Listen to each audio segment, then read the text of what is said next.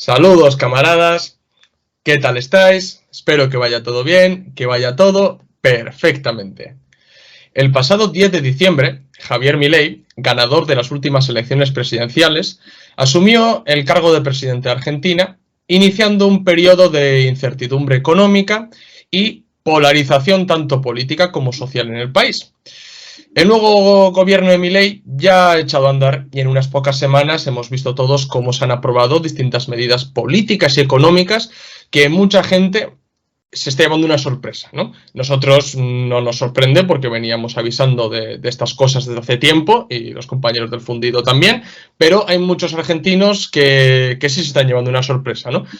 Y bueno, creo que es muy importante analizar detenidamente lo que puede suponer Milei para Argentina y los argentinos. Y para eso, bueno, tenemos con nosotros a Javi y a Julián del canal Fundido, que recomiendo que echéis un vistazo a los vídeos que tienen porque son muy buenos. Ya anteriormente también hicimos un coloquio acerca de los libertarios y demás, las críticas que le hacen al marxismo. Y bueno, pero hoy vamos a hablar y analizar y conversar un poquito acerca de Javier Milei, de sus políticas económicas y qué es lo que puede suponer para la nación, ¿no? Así que bueno, primero voy a ceder la palabra al compañero Julen, a ver si quiere decir algo antes de empezar. Nada, lo de siempre, agradecer una vez más el fundido por haber venido.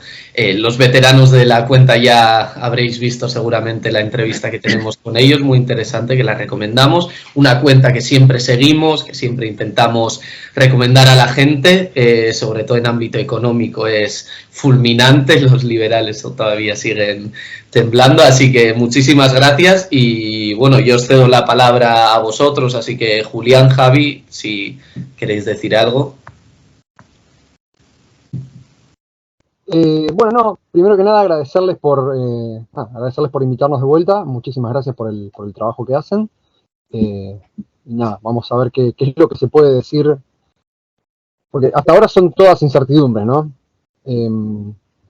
Más allá de que se perfile una dirección y ya se han tomado medidas, no deja de ser una incertidumbre cuál va a ser exactamente la reacción por parte de la gente y cómo eso va a condicionar las decisiones futuras que quieren tomar y que vienen anunciando. Especialmente estamos justo en un momento medio clave porque supuestamente hoy se publica el decreto de regularización de la economía y de todas las relaciones de producción, así que vamos a ver qué pasa después de eso. Tendría que pasar supuestamente las últimas horas de hoy. Sí, además también se está viendo la cuestión de cómo va a enfrentar el gobierno el proceso de movilización social que va a surgir indefectiblemente en un contexto en el que de todas formas hay un consenso represivo muy grande, hay mucha gente de la clase trabajadora, de la clase obrera, que está muy de acuerdo con la propuesta represiva del gobierno, y que evidentemente va a apoyar una política represiva, aun cuando, y tal vez sin ver esto y sin ser conscientes de esto, no lo sé, va a haber que ver cómo se desarrolla esta cuestión, pero siendo que es muy posible que todos los sectores obreros o tal vez autopercibidos de clase media o lo que sea, se vean empujados a la movilización. Entonces, bueno, lo que suceda ahora esta semana,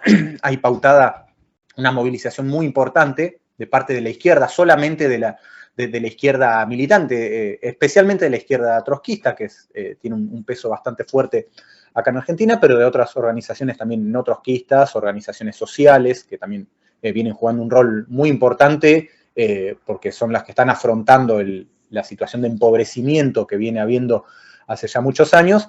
Entonces, bueno, es un momento decisivo también en ese sentido, ver cómo va a afrontar la clase obrera organizada, sobre todo la izquierda, ya aparte teniendo en cuenta que las centrales obreras importantes del país, la CGT y la CTA, no están llamando a movilizar, todo lo contrario, están teniendo una política de desmovilización.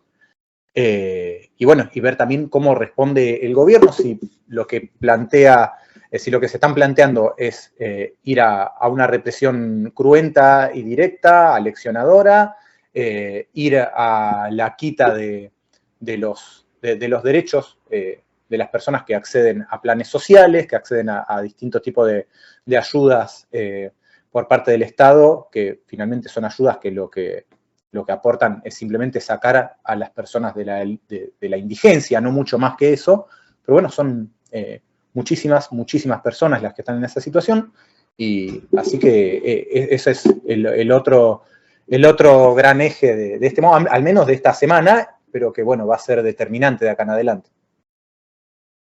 Y claro, nosotros cuando Milei ganó las elecciones, o la segunda vuelta, ¿no? Nos mostramos totalmente en contra hemos visto en las redes sociales que mucha gente culpabilizaba, ¿no?, a los argentinos en general por haber votado a Javier Milei, porque su victoria electoral fue importante, eso no se puede negar, pero nos mostramos totalmente en contra de culpabilizar a los argentinos, porque entendemos que muchos trabajadores votaron a Milei, bien, no solamente votó la patronal, los grandes capitalistas, no, también trabajadores, porque si solamente hubieran votado los grandes capitalistas, Milei no hubiera salido por números, ¿no?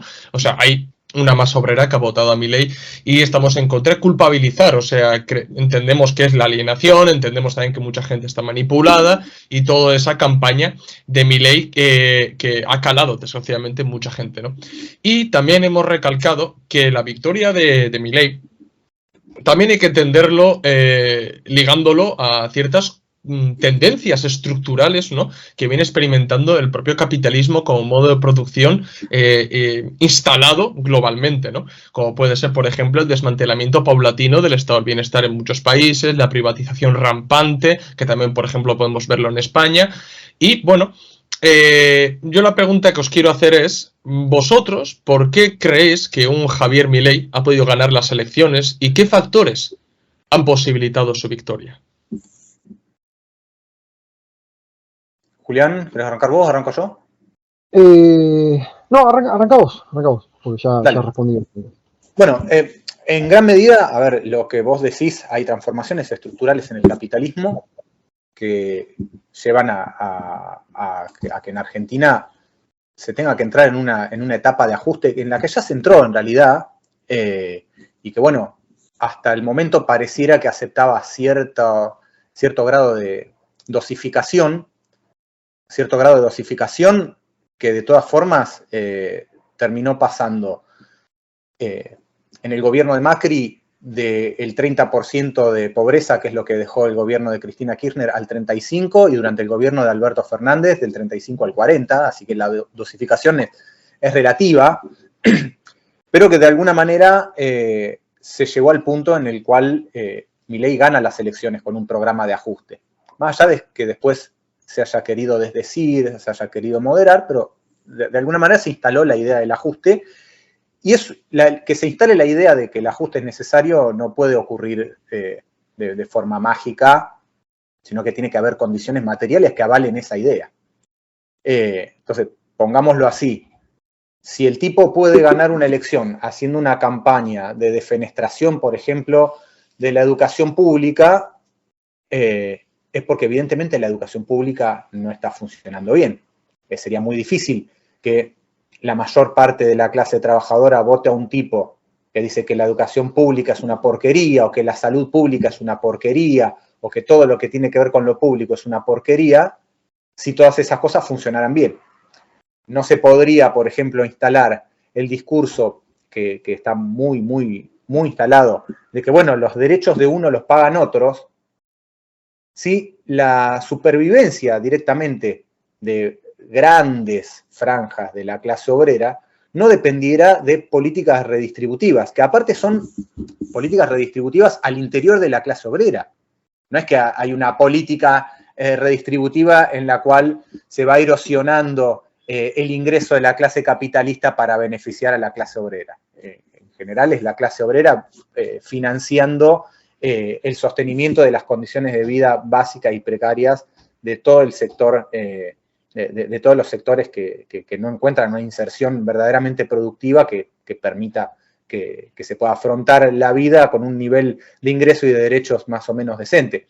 Si no se hubiera sostenido y profundizado todo el esquema que ya está instalado hace décadas en Argentina de fragmentación absoluta de la clase obrera, sería muy difícil que se convenciera a alguna persona de que los derechos de los que gozan algunos, en realidad se los están quitando a otros, a los trabajadores de bien, a los argentinos de bien, como dice Milei.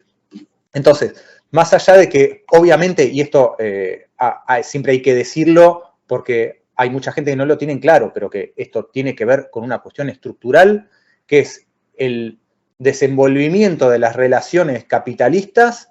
Sí, la cuestión de la legitimación de las ideas del ajuste tiene que ver con esto, con cómo gobierno tras gobierno se fue agotando, digamos, la expectativa en salidas progresivas, o progresistas, quiero decir, redistribucionistas, cosas que finalmente nos llevaron a buen puerto y nos llevaron ahora, bueno, ante la debacle y el desprestigio de todo ese mundo de ideas ligadas al progresismo, evidentemente este tipo de corrientes ideológicas encuentra digamos, un caldo de cultivo muy importante, y algo que está muy instalado, como decía recién, y que tiene que ver con esto, es que hay un consenso represivo muy importante y que está relacionado con esta cuestión de que la gente está culpando, los sectores trabajadores están culpando a otros sectores trabajadores de sus propios problemas, cuando en realidad el problema es el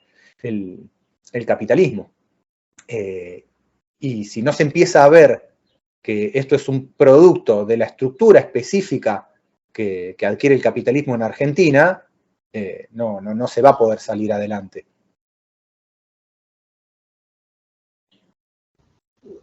Por mi parte, yo creo que la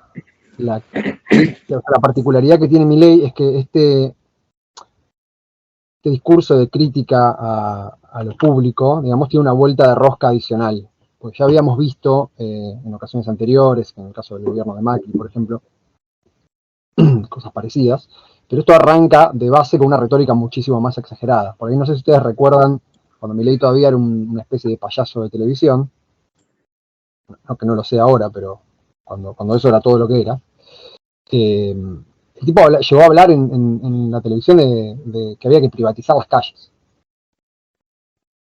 De estupideces por el estilo, ¿no? Ahí está el famoso, digamos, la famosa entrevista en la cual le preguntaron por el mercado de órganos, ese tipo de cosas, ¿no?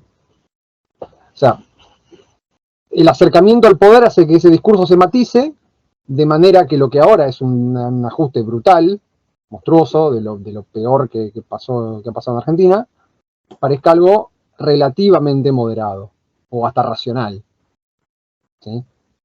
Porque es verdad que también, digamos, con la asociación con otras fuerzas políticas, Milei ha como hecho un quiebre en su personaje público. Había un Milei antes, había un Milei ahora. Eso le facilitó también desdecirse muchas de sus promesas de campaña, desdecirse de cosas que había presentado la justicia electoral, y hacer que parezca como, digamos, más presidenciable su figura y más racional, al lado de las estupideces que decía antes, un discurso que va a llevar a esto que está pasando ahora. Y con esto, el corrimiento de todo el arco político hacia la derecha, que es algo que venía pasando antes de Milei. O sea, no es que esto lo provoca él. Milei, por todos estos motivos que viene explicando Javier, Milei es simplemente un resultado de todo eso.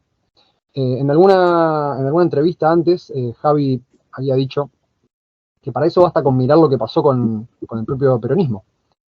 El peronismo en tiempo de vacas gordas, durante los gobiernos de Néstor y de Cristina, los primeros, había adoptado toda una retórica setentista que tiraba del imaginario cuasi revolucionario, y todo eso se terminó diluyendo muy de a poco, a medida que iba desapareciendo la bonanza económica, se terminó diluyendo hasta en el discurso. Se pasó de ser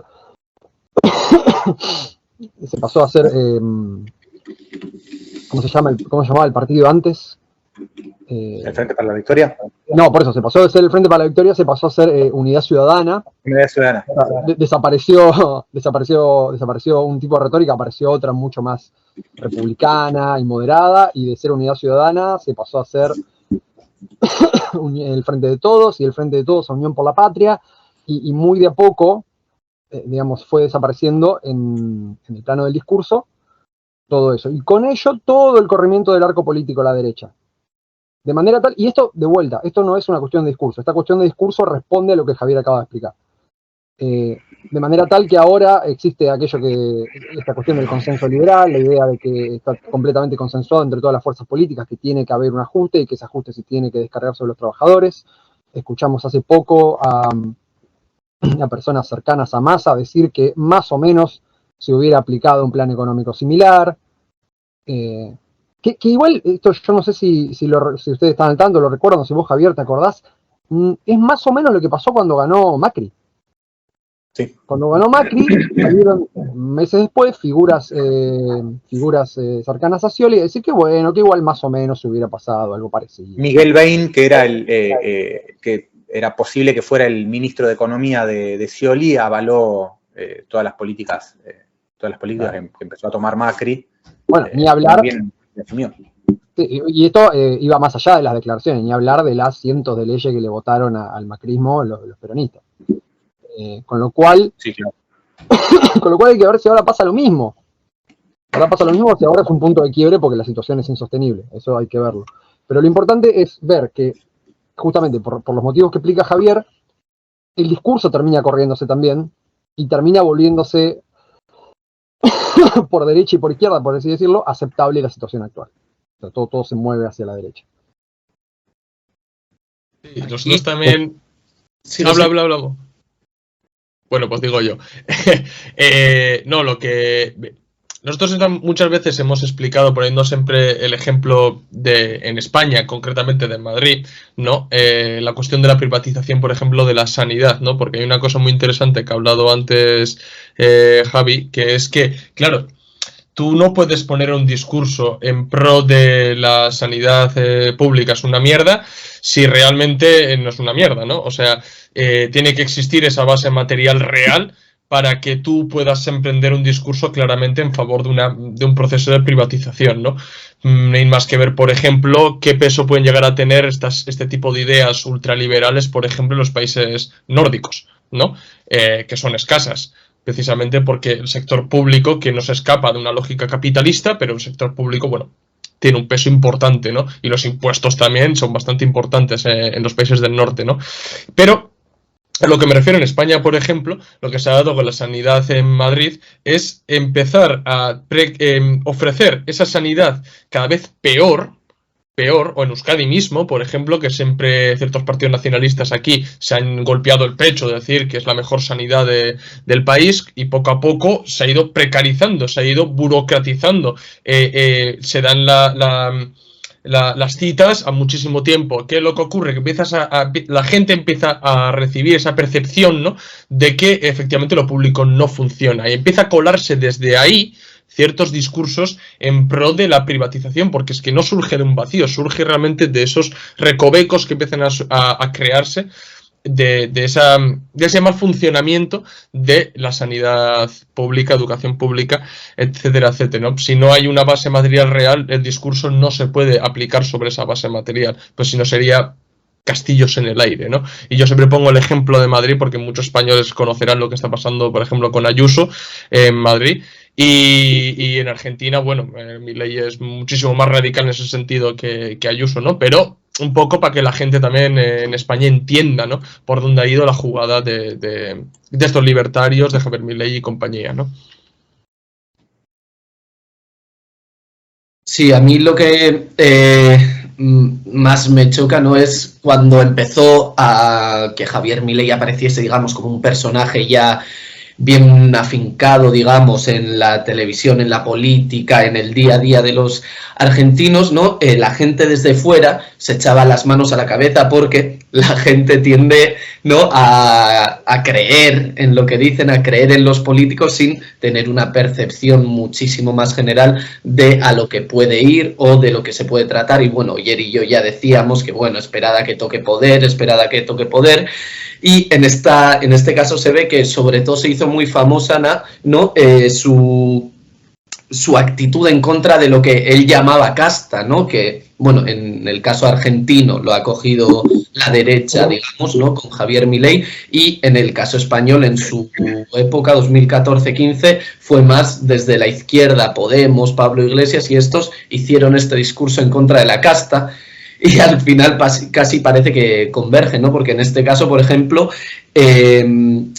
esta casta de la cual criticaba, como Patricia Bullrich, por ejemplo, que ahora no la ha puesto como ministra de Seguridad de la Nación, o Luis Caputo, ¿no? Y el Banco Central argentino, que decía que debían 15.000 millones de dólares o algo así, y que al final de repente cogen a estos personajes que se han pasado toda la campaña criticando para meterlo, en este caso, como ministro de Economía, casi nada, ¿no? Un señor que, según él, dilapidó 15.000 euros. Y bueno, era para preguntaros a ver qué os parece esto de criticar a la casta y después introducirlos, ¿no? en tu propio gobierno, y cómo lo habéis vivido, cómo lo veis vosotros, si os lo esperabais, si no.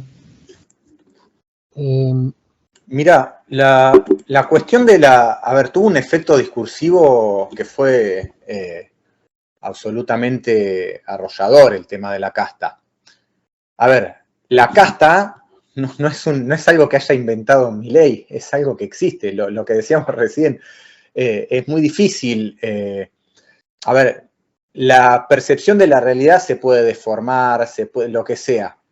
Pero de alguna manera siempre tiene que haber una mentira, tiene que tener algún tipo de relación con la realidad para que un discurso basado en ella se transforme en una fuerza social, ¿no? Entonces, ¿cuál es la cuestión? En Argentina, pero por supuesto que hay casta, pero eso no cabe ninguna duda. No solamente entre los políticos, en Argentina tiene un capitalismo que vive del Estado. Entonces, la relación entre las formas de enriquecimiento, los privilegios para la obtención de ganancias y las relaciones corruptas entre empresarios y políticos, todo eso existe hace muchísimo tiempo. Entonces, y la verdad que las condiciones de vida de los políticos no tienen nada que ver con las condiciones de vida de la clase trabajadora.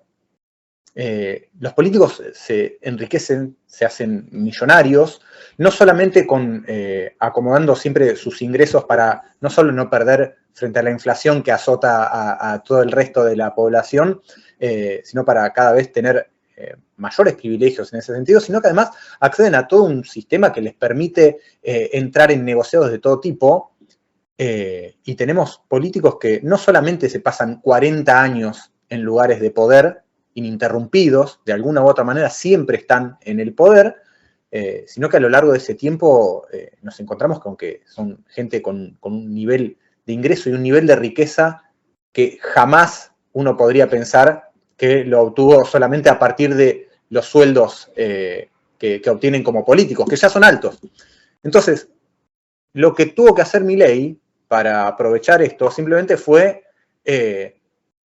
enunciar la idea de que hay una casta y después esperar a que la casta haga lo que tiene que hacer la casta, que es ser casta y reproducir su situación de casta. O sea, solo tuvo que decirle a la gente que había una casta que vivía a costa de ella y esperar al cumpleaños de Fabiola o a las vacaciones de Insaurralde.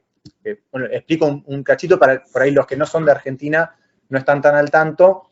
Durante la cuarentena, mientras el gobierno disponía el aislamiento preventivo de toda la sociedad, se filtraron fotos que mostraban una fiesta en la residencia presidencial con mucha gente que fue a festejar y agasajar a la esposa del presidente. O sea, si hay algo que es casta, es justamente eso. Tener derechos que están por encima de los derechos y las obligaciones de cualquier otra persona. Eso es terrible. Y después, el otro caso muy llamativo, pero son solamente 2 ejemplos dentro de una constelación enorme, es Insaurralde, un referente ya histórico del peronismo, que lleva décadas ocupando lugares como funcionario, que estaba casado con una mujer de la farándula, una modelo y conductora de televisión, que al separarse le reclama nada menos que $50.000 a modo de, ¿no? en el divorcio. Entonces, uno se pregunta, ¿de dónde saca $50.000 un tipo que solo fue funcionario y que supuestamente se dedicó a servirnos en la función pública? No solo esto, sino que en el medio de este escandalete se filtran fotos de este señor con su nueva pareja en un yate, disfrutando de un viaje absolutamente de lujo por no sé dónde, mientras en Argentina la pobreza ya sobrepasaba el 40%.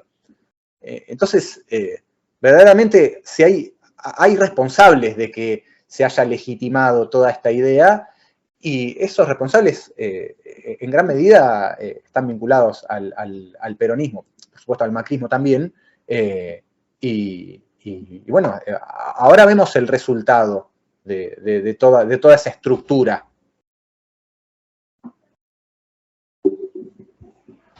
Yo sí quería comentar una cosa, que al fin y al cabo, Milei, o sea, es lo que tú has dicho, ¿no? Es que no descubre nada nuevo en sí, o sea, lo único que está recalcando es una burocracia existente en la política, ¿no? En el Estado, ¿no? Al fin y al cabo, de gente chupóctero, ¿no? Parasitarios, ¿no? De que acaban viviendo, ¿no? De todo eso y todo, la parafernalia, todo ese show mediático que se acaba generando. En España también es que hay miles de culebrones en ese sentido, y me atrevería a decir que en todos los países. Cuando has estado mencionando tú, Javi, lo de la fiesta y eso, me ha venido a la mente lo que pasó también en Inglaterra con el primer ministro también, que fue algo parecido. Claro, o sea, es que para que veáis que no es nada nuevo. Pero ¿qué es lo que ocurre, no? En ese discurso intentaba hacer un totum revolutum Milei, ¿no? Y los zurdos, y el Estado abstrayéndolo, y bueno, es que me parece, y la gente desgraciadamente se lo comió entero, ¿no? A ver, para mí el tema es que, bueno, al margen de que la casta existe en Argentina, obviamente, pero y en todos los países, naturalmente. Yo me acuerdo acá de, ¿cuál fue esta funcionaria que encontraron robando en una tienda? En un supermercado, ¿no? Una crema. Sí, para la cara, sí. Una estupidez así, claro, y es como, o sea, no pasó absolutamente nada. A pesar de que había literalmente un video enfocado de una funcionaria, no me acuerdo, Javier, pero es como si te dijera que apareciera Aníbal Fernández robándose tipo algo de un supermercado, y eso no tuvo ninguna consecuencia. Y una cosita, no solamente que la grabaron, ahora la han tenido que indemnizar por grabarlo sin con su consentimiento. Sí, maravilloso. Pero digo, más allá de que la idea de casta está en todas partes, a mí se me ocurren un par de cosas. Lo primero es que tendría que decirnos algo, como izquierda, de que el concepto de casta que había explotado con tanta inteligencia, si se quiere, Pablo Iglesias, hace menos de una década, lo reclame y lo use con la misma o mucha más efectividad la ultraderecha. Tiene que decirnos algo acerca de un problema de flexibilidad por ahí de nuestra parte, ¿no? Lo de la incorporación a la casta, lo de la incorporación de la casta al gobierno de Milei obviamente no es nada que sorprenda. Primero por un motivo obvio, que es que para hacer política hay que hacer política con políticos. O sea, hablando seriamente, si vos estás apuntando de verdad a tomar el control del Estado, tenés que tener gente para las posiciones clave. Yo creo que ni siquiera un hipotético gobierno socialista, si se quiere, podría prescindir de tener que recurrir al personal político que existe. Pero hay una cosa que tiene que ver con ya directamente atraer a estas personas o aceptar a estas personas en lo que es el núcleo duro del armado y en lo que son los puestos, no solo de dirigencia más importantes, sino sino que públicamente son más visibles. O sea, la segunda, la vicepresidenta, Victoria Villarroel, es una hija de la casta militar. Una persona a la que no se le conoce ningún trabajo, o sea, ningún trabajo en blanco. Ella no sé si es abogada. Creo que es abogada, ¿no? Estás muteado, Javier, si estás diciendo algo. No, que no sé, nada más. Bueno, no estoy muy seguro, pero no me acuerdo ahora. Pero sí, digo, es una hija de la casta militar, no se le conoce ningún trabajo en blanco a ella. Su primer trabajo, o sea, la primera que cotizó, por decirlo en las palabras de acá, fue como diputada, a los 50 años. Esta es la gente que habla de que la cultura del trabajo y no sé qué.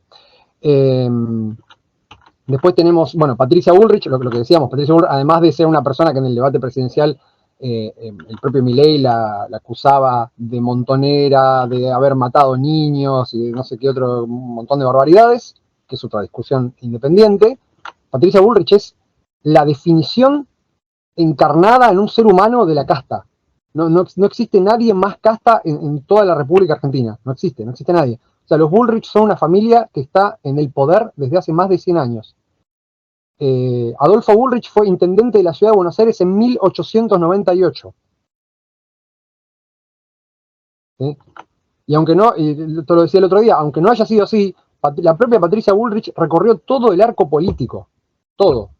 Fue de izquierda, fue de derecha, fue de centro, fue lo que ustedes quieran, lo hizo. Estuvo ahí y de alguna forma sobrevivió a todo, lo cual es lo más, como lo cual te tendría que decir algo, ¿no? O sea, no hay nadie que personifique mejor qué es la casta que esa persona. Pero además ahora efectivamente gobernó. Sí, no, y además, obvio, pero además gobernaron todos los que están con él. Acá hay una cosa que es importante, porque te dicen, no, bueno, Milei nunca estuvo en el poder, hay que darle una oportunidad porque es una figura nueva. La gente que dice eso no entiende, supone que el presidente gobierna en soledad. ¿No ve que el armado de momias recalentada que trae atrás? ¿Sí? Que o sea, está él y está la Villarroel y abajo hay uno que se llama Menem. Y eso por no decir todas las personas que han entrado al poder, de las cuales no tenemos ni noticia, porque uno no se pone a revisar todas las listas, ¿no? Ni hablar de las alianzas con sindicalistas que hizo en su momento, que inclusive se las enrostraron en los debates, o sea que toda la cuestión de la casta. Entonces uno se pregunta por qué el discurso de la casta sigue funcionando. Porque tendría que haber perdido mucha fuerza a lo largo de la campaña, sobre todo en los últimos tramos de la campaña presidencial, cuando quedó claro que literalmente Macri le había puesto una mano encima, así al tipo. Tendría que haber perdido fuerza y no perdió fuerza. Y mi opinión personal es que, en realidad, digamos, la palabra casta en este caso lo que hace es como externalizar la culpa, ¿no? Como un poco... a ver, por decirlo, no es lo mismo, te voy a hacer una comparación tirada de los pelos, pero la idea, el sustrato es el mismo. Un poco como el judío en la Alemania nazi, ¿no? Es algo que está en la sociedad, a lo que se le puede echar la culpa, en este caso particular, no como en el caso de la Alemania nazi, además hay una culpa, ¿sí? Pero ahí puede remitirse, digamos, puede descargársele a eso la explicación de por qué todo está como está. No vaya a ser que alguien diga que la casta es simplemente la representación o es simplemente el personal político que viene a operar en nombre de una clase social. Que sería un análisis más correcto. Y si querés se puede debatir hacia adentro si esto es así o no, con más o menos matices. Pero hablar de la casta como simplemente como la casta, es un grupo de personas muy malas que vienen a cobrarnos impuestos y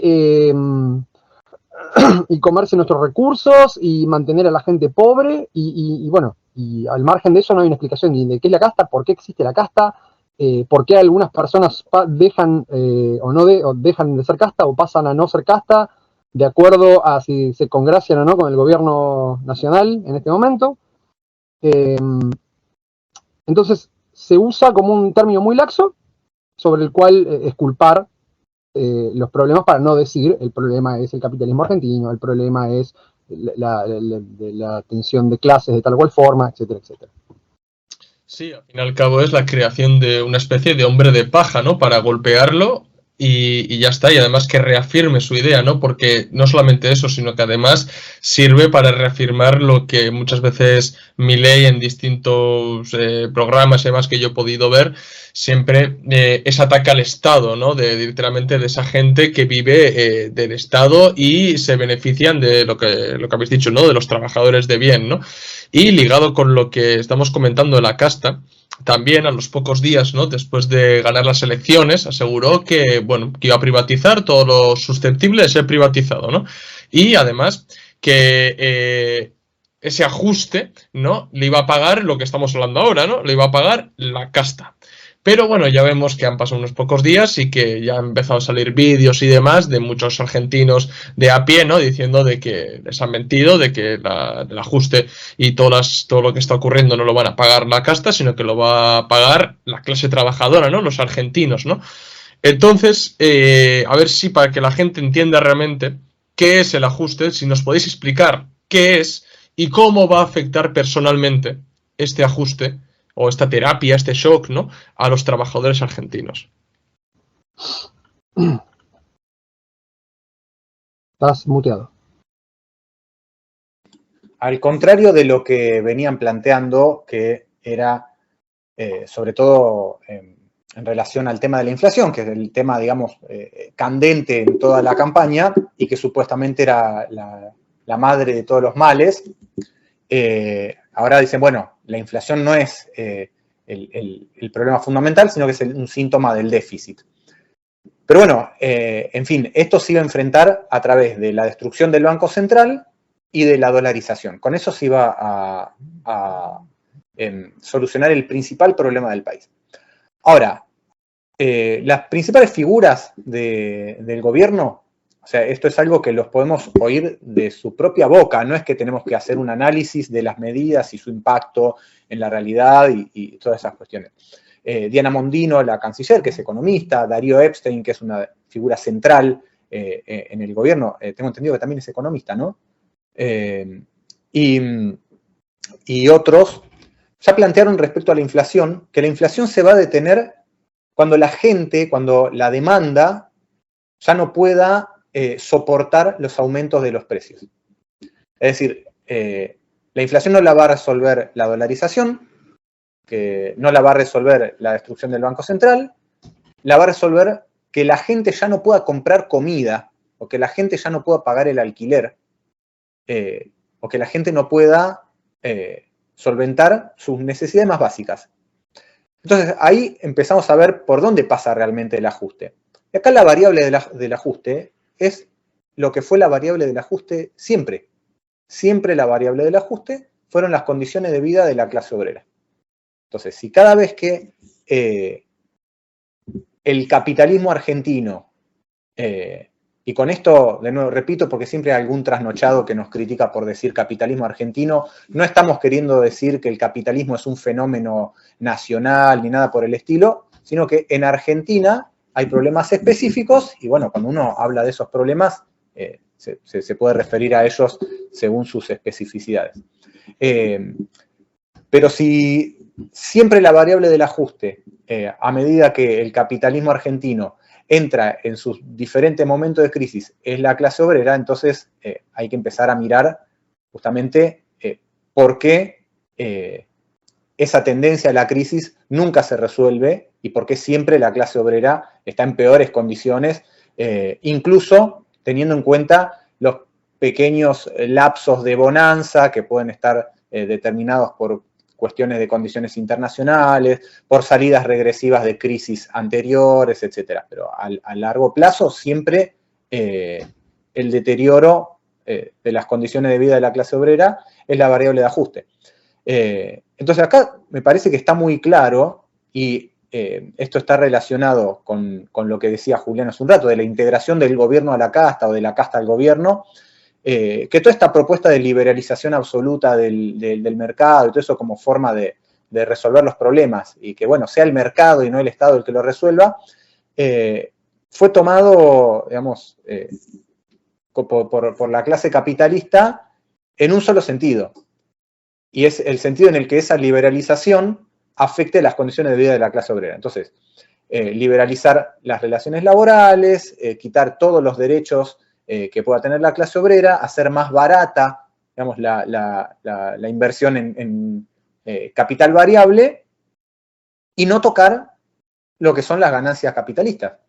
Entonces, por eso hay todo un sector de la casta capitalista que aparece y se instala en el gobierno junto con Milei, porque si Milei, esto lo decíamos el otro día, aplicara esta liberalización absoluta del mercado en Argentina, en un país que no es competitivo, que salvo en algunas ramas específicas sufre una brecha de productividad respecto al mercado mundial muy importante, lo que pasaría sería que se destruiría el capitalismo argentino.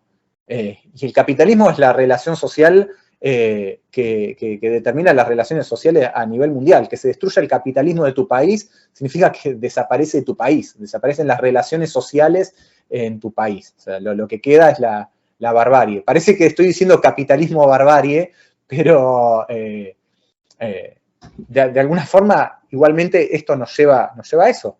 Entonces, si no empezamos a cuestionar, como venía diciendo, cómo funciona el capitalismo argentino, y teniendo en cuenta que el capitalismo no es una cuestión que se le ocurrió a alguno, es una política que uno dice, y bueno, vamos a ver cómo funciona esto, sino que es una forma de relación social que domina la existencia de la humanidad, bueno, tenemos que empezar a ir a cuestionamientos cada vez más profundos. Y vamos a llegar a que el malo de la película acá es el capitalismo. Ahora, se ve por el momento a mucha gente dispuesta a soportar niveles de ajuste importantes. Hay un nivel de confianza, hay que ver en qué momento se va a sobrepasar el umbral, digamos, de dolor de las personas, de las propias personas que han votado a Milei. El peronismo está desmovilizando, esto hay que decirlo también, el peronismo lo que está pensando es en ganar las próximas elecciones y está literalmente desmovilizando, está teniendo una política abiertamente desmovilizadora.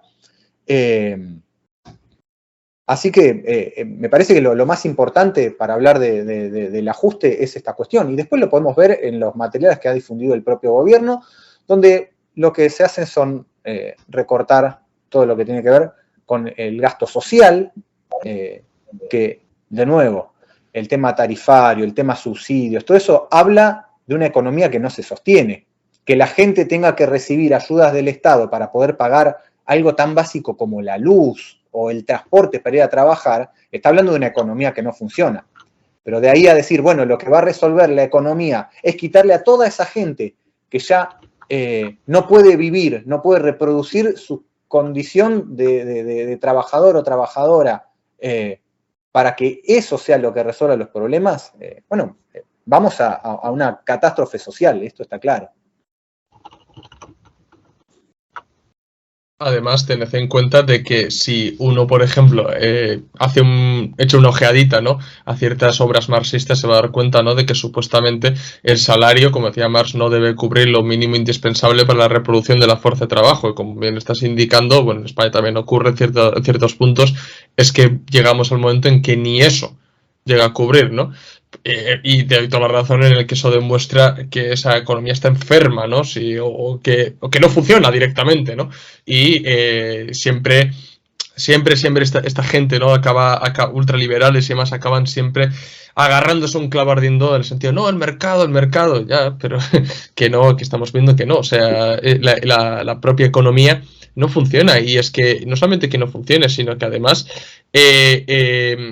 en un país como Argentina, ¿no?, que hemos hablado de 40% de pobreza, en el que tú anuncias en recortes en gastos sociales y demás, ¿no?, que aquí tengo apuntado, ¿no?, el discurso de la Nación anunció un recorte de 20.000 millones, o cuánto es, espérate, de 20.000 millones, pues claro, estás literalmente condenando a la ciudadanía, a los argentinos, sabiendo además el número de porcentaje de pobreza que tienes en el país, ¿no?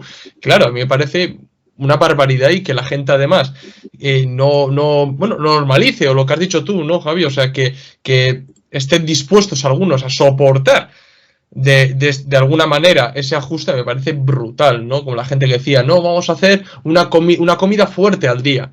Es que eso es una auténtica barbaridad, no sé lo que opinéis vosotros.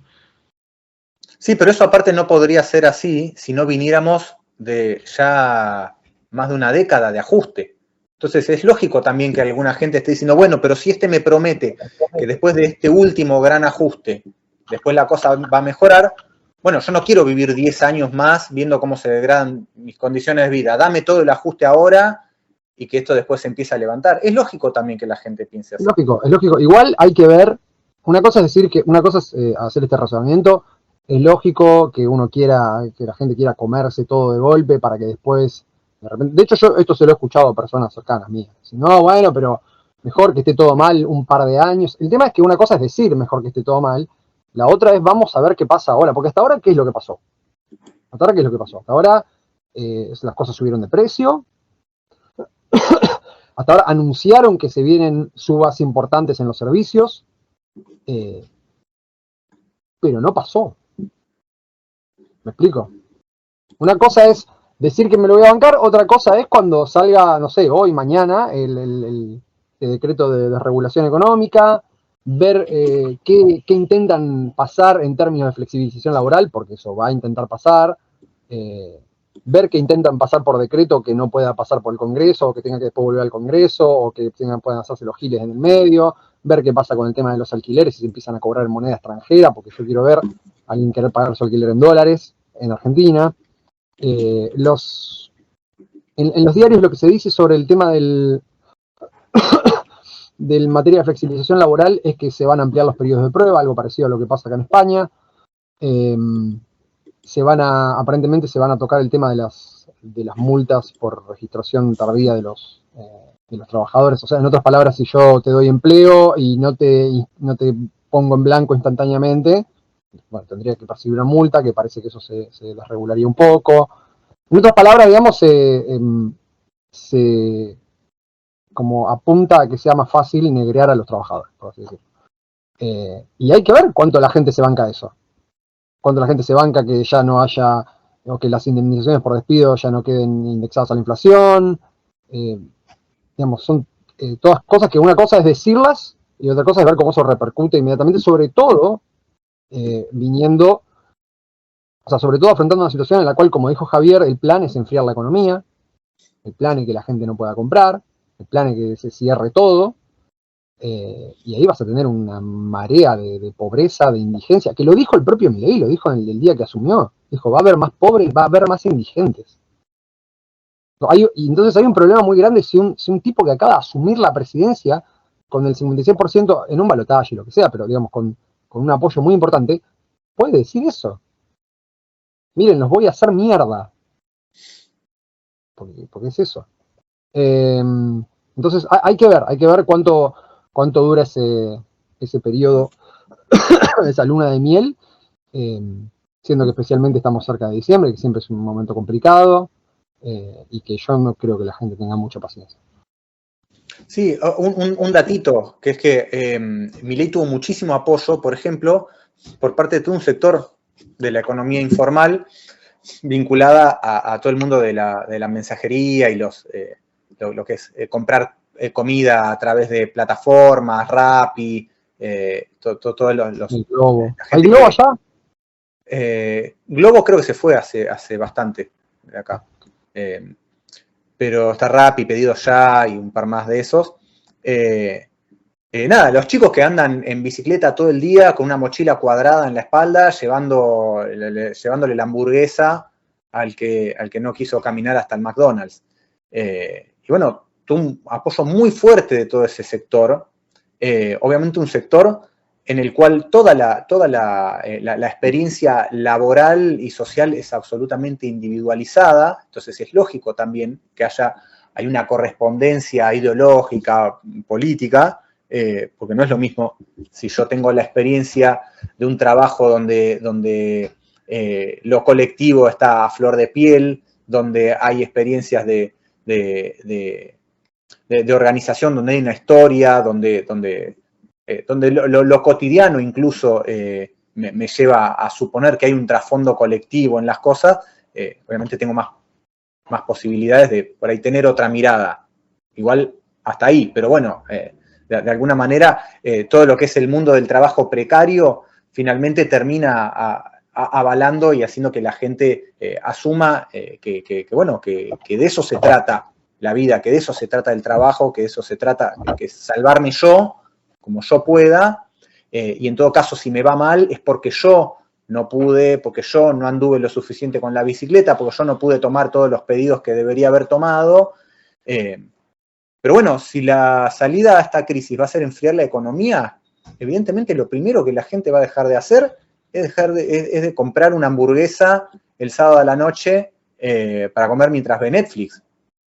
Entonces hay que ver esto que decía Julián, cómo impacta concretamente en sectores que han apoyado con mucha fuerza a Milei lo que va a ser el enfriamiento de la economía. O sea, si van a poder comprar la nafta, incluso. Ponele que la gente siga comprando porque lo que sea, porque con la inflación la gente prefiere gastar porque la capacidad de ahorro está destruida. Bueno, vas a tener que cargar la nafta en la moto, ¿qué vas a hacer? En este sentido, a mí me parecía muy representativo, ¿no?, el ya muy famoso clip de Javier Milei de Ministerio de Sanidad fuera, ¿no?, quitándolo aunque te resistas, iba quitando, y ahí se vio claramente, ¿no?, el carácter primero represor del Estado y cómo por muy liberal, libertario y libertad y nada público que prediques, al final vas a necesitar esta represión porque, bueno, ya se ve que incluso el propio Milei ve la que le puede venir en las calles, con lo cual que se está previniendo, ¿no?, dificultando estas manifestaciones, hablando también con otros jefes sindicales, vendidos, etcétera, etcétera. Y bueno, yo quería preguntaros un poco sobre este carácter de Milei, ¿no? Porque, bueno, ya aseguró que iba a incrementar el gravamen a las importaciones del 7,5 al 17,5 dentro del impuesto del país, este país de Argentina, luego que tenía la intención de revisar el impuesto a las ganancias o la devaluación del peso argentino de 400 pesos por dólar a 820, más del doble. Eso es. Entonces, podemos, llegados ya a este punto, considerar a Milei, seguir considerándolo como un liberal libertario o simplemente un estadista neoconservador. Y bueno, ¿qué opináis sobre estas primeras medidas y cómo lo estáis viviendo tanto vosotros como en vuestro alrededor, los argentinos? Pero es que depende que creas que es un liberal libertario. O sea, ¿alguien esperaba realmente que el tipo llegue y privatice las calles y privatice la policía y el mercado de órganos y la venta de niños? No. O sea, quiero decir, me queda encontrar un lugar donde hayan ocurrido de verdad las cosas que los liberales libertarios como tales en su pureza máxima proponen. No, la realidad es esta. Es lo que todos sabían que iba a pasar. Porque muy liberal libertario, pero de vuelta, su segunda, su vicepresidenta, o sea, la persona que él eligió como compañera de fórmula y en la cual se apoyó, es una defensora acérrima de los genocidas de la última dictadura. Es decir, es una, en otras palabras, una estatista con todo el peso de la palabra, una persona que aboga por la intervención extrema del Estado en la vida de la gente, al punto de matarla, torturarla, secuestrarla, ¿sí? Entonces, no sé en qué consiste ser un liberal libertario realmente en el ejercicio del poder, pero esto es claramente lo que iba a pasar. Y cuando vos decís este ejemplo de cuando el tipo iba sacando los ministerios, y a esto fuera, los ministerios que no sacó, los ministerios que no fusionó, fueron defensa, interior, o sea, todo lo que tenía que ver con las fuerzas represivas. Ahora aparece el estúpido, aparece vestido, disfrazado de soldado, tipo Zelensky. Y todo eso tiene hay un mensaje simbólico, pero también las cosas estaban clarísimas desde el principio. Y el tipo básicamente, más allá de su personalidad, de su particularidad, de sus ideas, o de lo que él quiera creer o no crea que es, finalmente él está ahí actuando de punto en común para el lobby de diferentes sectores del capitalismo argentino. Y así es, creo yo, desde donde hay que entender que un día quiera subir un impuesto, un día quiere subir otro, más allá de que después uno le pueda reclamar que el tipo dijo en vivo que si subía un impuesto se iba a cortar un brazo, y lo primero que hizo al asumir la presidencia fue subir impuestos. Y después uno puede discutir si por el cambio del valor del dólar y lo que sea, eso, que la discusión que está teniendo Rayo ahora por Twitter, eso terminó redundando en que sea una ventaja o no para los productores, no importa. El tipo literalmente llegó, hizo lo contrario de lo que iba a decir, pero eso es a lo que había dicho, pero eso, creo yo, es un poco lo que cualquier persona que haya razonado sobre el tema esperaba. Después está el tipo que votó, y que tampoco se lo puede culpar, como decíamos al principio, el tipo que votó pensando que de verdad existía una casta, existía un grupo de personas malas que ñoquis, había millones de ñoquis que tenían que ser ajustados y no se dio cuenta de que la casta era él. Pero eso es otra cosa. Ahora, yo creo que esto es totalmente esperable, que no hay ninguna, que más allá de las contradicciones de discurso que uno le pueda buscar para enrostrárselas a sus militantes y ver si a algunos se le conectan dos neuronas, me parece que no, que es lo que todos esperábamos. No sé Javier, ¿qué piensas? Sí, yo creo que, a ver, sí, me parece que tratar de hacer esas distinciones ideológicas por ahí no funciona mucho, porque finalmente lo que hace un gobierno tras otro es ver qué hace con lo que tiene, o sea, ver qué hace con la situación con la que se encuentra.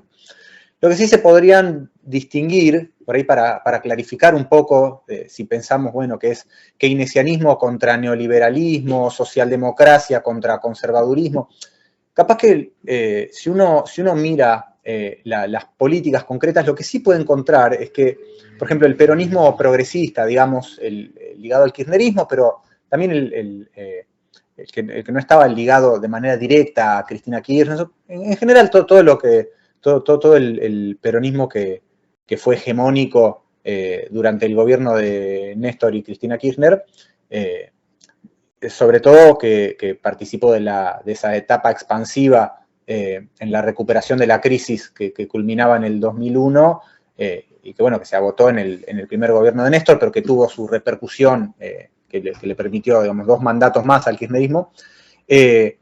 Lo que sí hay un lineamiento en ese sector que básicamente de manera muy generalizada y simplificada, lo que veía era al consumo interno como el factor dinamizador del crecimiento. El problema es que eso, bueno, estaba atado a condiciones específicas en las que justamente el consumo podía participar de ese proceso por disponer de una gran capacidad ociosa heredada de la crisis, de precios internacionales elevados, que permitían cierto nivel de redistribución para la reactivación de la economía, etc. Cuando eso llega a un límite, no solamente el consumo deja de poder funcionar como un elemento de expansión de la economía, sino que el propio gasto público encuentra su límite en su capacidad de financiar ese gasto público, ese nivel de consumo. Entonces el propio Estado ya no puede encarar políticas que expandan el consumo y de esa manera se pueda dinamizar la economía. Porque el capitalismo no funciona así. Eso, de hecho, está mucho más cerca del liberalismo de lo que los progresistas creen. Hace acordar a la idea de Adam Smith de, bueno, pero yo quiero consumir carne, pero yo tengo zapatos, entonces el carnicero que quiere consumir zapatos, una Robinsonada, digamos. Ligado a esta idea está la idea de que, bueno, se puede vivir del déficit, se puede vivir de la monetización del déficit sin que haya grandes complicaciones, un montón de cosas que, bueno, se encuentran con que la realidad dan por tierra con todo esto, y finalmente terminan, lo que decía hoy más temprano, desprestigiando todo una constelación de ideas ligadas al progresismo, a la redistribución de la riqueza y toda esa cuestión.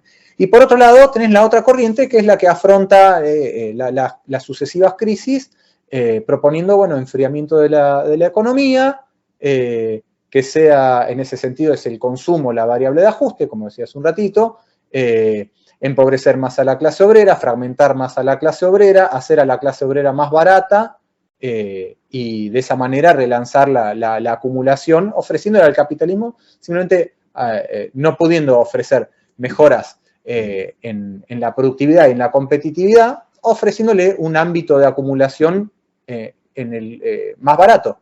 Y la baratura de eso, digamos, es lo que paga, es la diferencia, digamos, la pone la clase obrera, viendo destruidas sus condiciones de vida. Entonces yo creo que por ahí habría que ir más a ese tipo de distinciones, porque si no, después de todas las distinciones, liberal clásico, neoliberal, neoconservador, progresista, keynesiano, neodesarrollista, entonces requieren tantas precisiones que seguramente pueden estar bien por ahí para un paper académico, donde esas precisiones en un contexto científico son sustantivas, pero clarifican del todo lo que está pasando. Si uno no, al menos si uno no puede entrar en todo ese mundo académico de precisiones casi infinitas. No, o sirven para cuadrar un fenómeno una vez que ya ocurrió, digamos, pero Claro. al momento de tener que analizarlo ahora, tiene más sentido la línea de lo que está diciendo Javier. Sí, además, bueno, Julen nos ha preguntado acerca de si se podía considerar a Milei liberal libertario. Yo voy a matizar un poco más en el sentido de que, claro, todas las medidas político-económicas que hemos venido hablando y que también hemos recalcado que va a generar incertidumbre política e incluso una polarización social importante en Argentina, y luego tenemos, por ejemplo, ejemplos en el mismo continente con otros países como puede ser Ecuador, Perú, Colombia o Chile, ¿no? Es decir, que puede haber incluso un riesgo de un estallido social. Y creo que una manifestación de que Milei y los suyos son los primeros de que ese riesgo existe, ¿no? Es, por ejemplo, el anuncio, ¿no?, de hace pocos días, ¿no?, del protocolo para garantizar el orden público, ¿no?, que, por ejemplo, indicaba que las 4 fuerzas federales podrán intervenir sin orden judicial. Bien, y el famoso que sintetizaban también, el que corta la calle no cobra y demás, ¿no? Y entonces, claro, mi pregunta es, ¿no?, porque Milei siempre se ha vendido como un antiestatista, pero vemos en la propia imagen que ha hablado antes Julen, ¿no?, de esto fuera, justamente los ministerios que deja, ¿vale?, y de los que ha estado hablando y demás, son los pilares represivos del Estado, ¿no? Y nosotros, si cogemos la definición marxista de Estado mismo, ¿no?, nos vamos a dar cuenta de cómo se le ve el plumero en este sentido Milei, porque tiene un discurso pro-Estado, y además pro-Estado de un Estado más, bueno, un Estado sin máscara dentro del capitalismo, o sea, un Estado puro en el modo de producción capitalista, en pro de la privatización, a favor del desmantelamiento del Estado del bienestar, más represivo incluso. Entonces, mi pregunta es, pues, no me voy a enrollar mucho más, ¿se lo puede considerar a Javier Milei un antiestatista, un antiestado?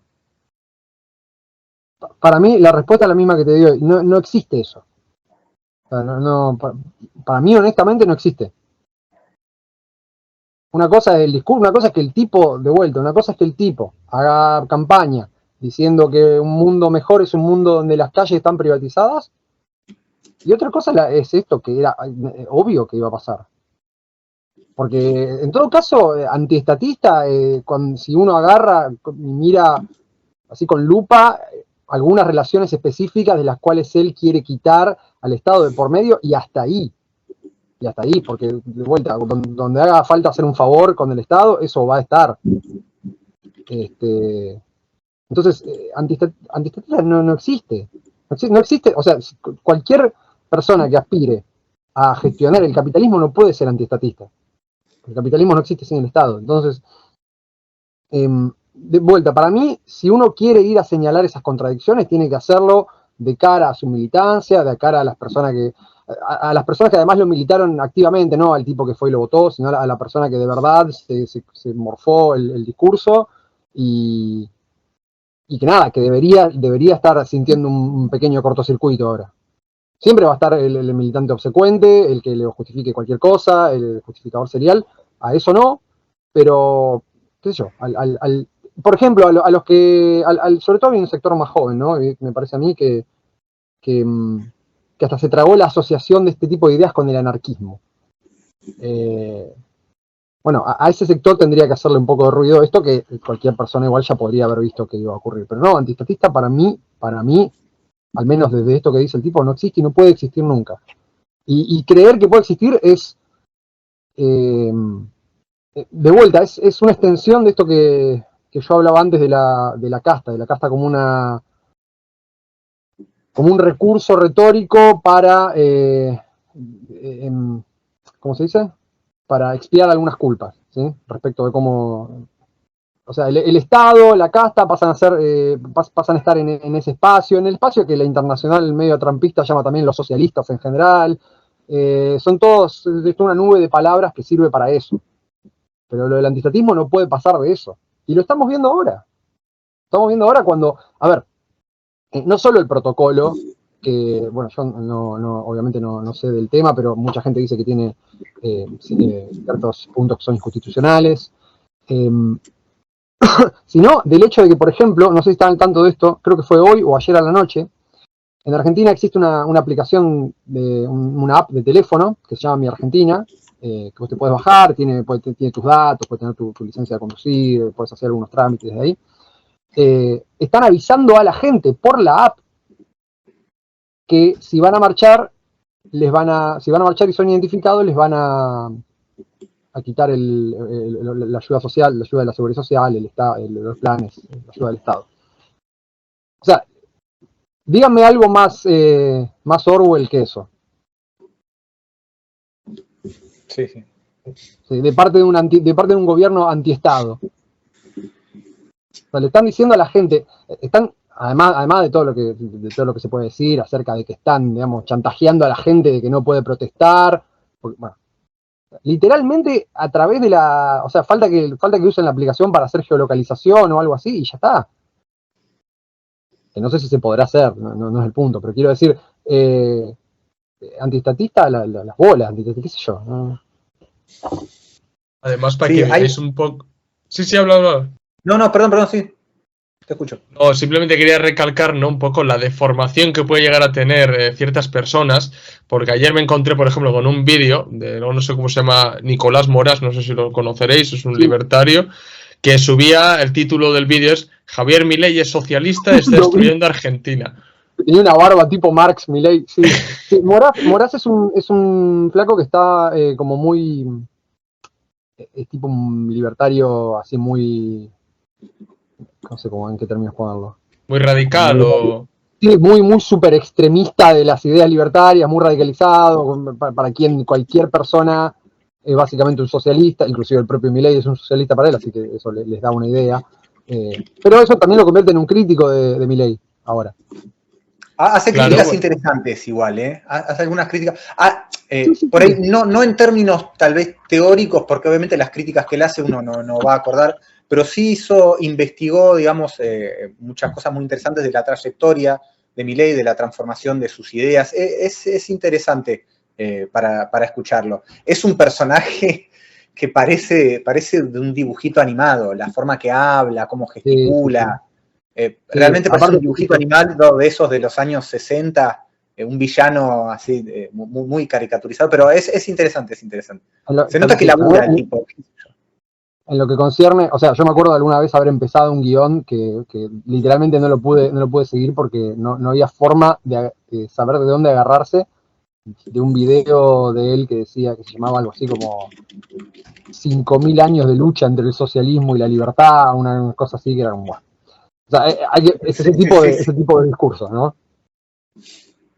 Sí, pero iba a decir una cosita. Hay varios investigadores e investigadoras en Argentina muy buenos que hablan, por ejemplo, de los ámbitos privilegiados de acumulación, que vendrían a ser la forma en la que ciertos sectores empresariales en la dictadura, pero también en los años 90, que supuestamente es el caso testigo de achicamiento del Estado, a través de relaciones específicas con el Estado obtienen, lo que ellos dicen, rentas extraordinarias. Tal vez las categorías, obviamente no son categorías marxistas, entonces no se pueden traspolar del todo, y aparte dejan entrever un poco, a mi entender, la idea de que, todo esto surge no de la estructura del capitalismo argentino, sino de iniciativas políticas y de modelos políticos en pugna. Nosotros somos más estructuralistas, entre comillas, no tenemos tanto esa visión, pero es muy interesante porque,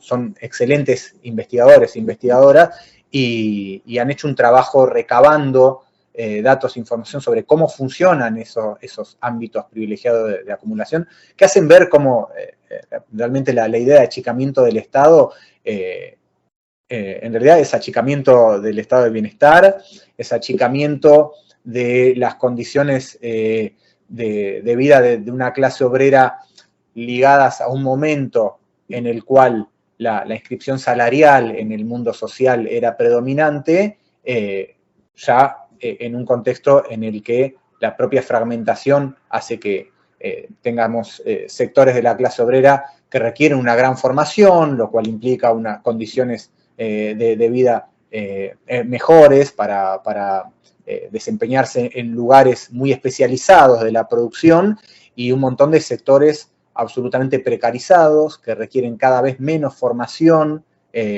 entonces requieren cada vez menos educación, requieren cada vez un menor acceso a la salud, un menor acceso al disfrute de la cultura y del esparcimiento.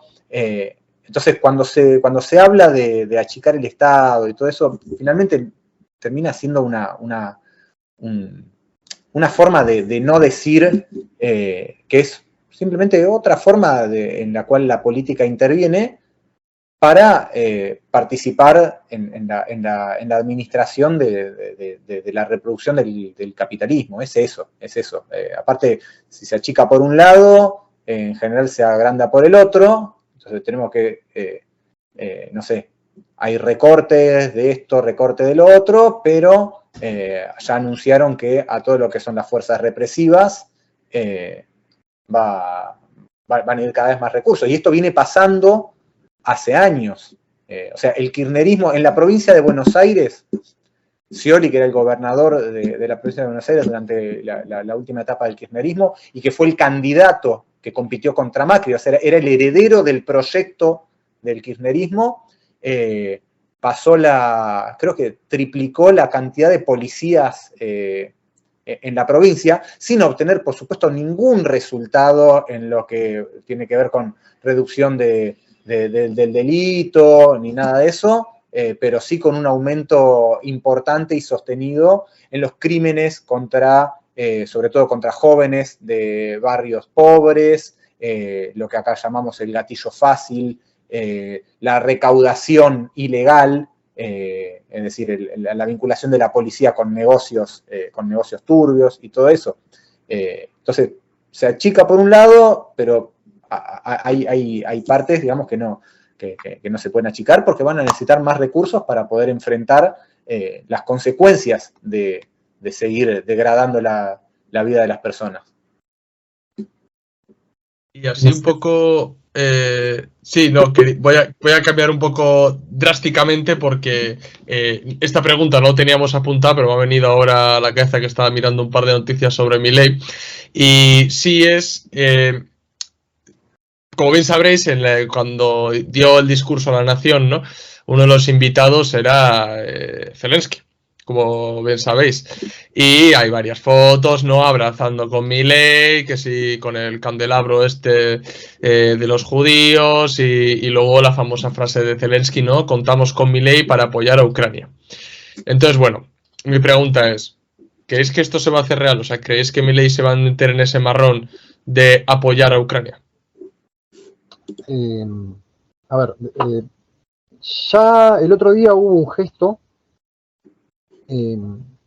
con la entrega, los detalles son medio turbios todavía, no se entiende bien qué pasó, pero con la entrega de 2 helicópteros a Ucrania, 2 helicópteros de origen ruso que tenía el Estado, se los entregan a Ucrania, aparentemente helicópteros que estaban en desuso, que no se podían utilizar justamente por falta de mantenimiento desde el comienzo de la guerra de Rusia. Entonces todos los helicópteros se los entregan a Ucrania, aparentemente en parte de pago, como algo que va a venir, como material militar que va a venir después, no sé si unos cazas o algo así. Hubo ese tipo de gestos. Puntualmente, a ver, yo no me atrevería a decir si va a haber un alineamiento más allá de lo diplomático o de lo simbólico, porque me parece que eso está atado a la suerte de la guerra de Ucrania, que además es muy incierta y que además se ve, por lo menos por lo poco que entiendo yo, se ve a ojos vista que le están soltando, que si no le están soltando la mano a Zelensky, están preparando un poco el terreno para hacerlo, o por lo menos eso es lo que parece hoy en día. Sí, probablemente se puede esperar un alineamiento más claro con Israel, pero porque el propio Milei lo ha dicho. Después uno puede hacerse la pregunta de cómo puede ser que las preocupaciones diplomáticas de un país del tamaño y de las características de Argentina sea Israel, y no China, por ejemplo, y no la India, pero bueno.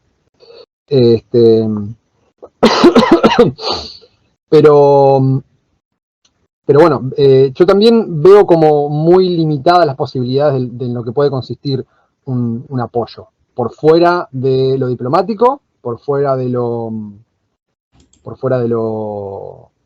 simbólico. O sea, no creo que haya envío de tropas ni ninguna estupidez por el estilo, porque eso simplemente sería intolerable.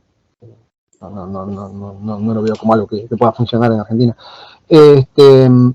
Sí, hay que ver también qué pasa en el contexto internacional, en el plano de las votaciones en la ONU y eso, cómo pasa a alinearse en nuestro país ahora, si vamos a pasar a ser parte del selecto club del MAPA TM, ¿no?